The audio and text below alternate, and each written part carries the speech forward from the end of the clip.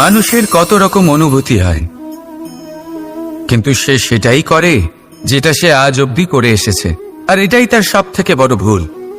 আপনাকে যদি উদাহরণ দিই, তাহলে একটা গোয়ালা যে ছোটবেলা থেকে একটাই কাজ করেছে, গরুকে চড়িয়েছে, দুধ বের করেছে, সে সারা জীবন সেটাই পাবে, শুধু দুধ।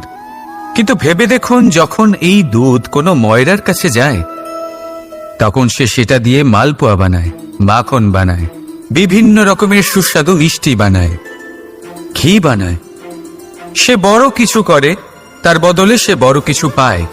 তাই মনে রাখবেন, যদি আপনি সেটা করেন যেটা আপনি সব সময় করে এসেছেন, তাহলে আপনি সেটাই পাবেন যা আপনি আজ পর্যন্ত পেয়ে এসেছেন।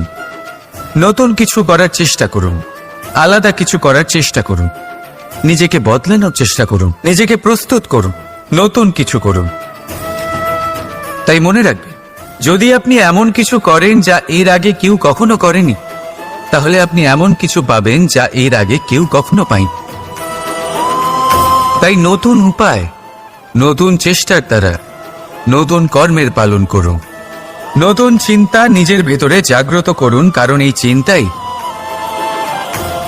সত্য হয়ে আপনার জীবনে আসবে। রাধা রাধা।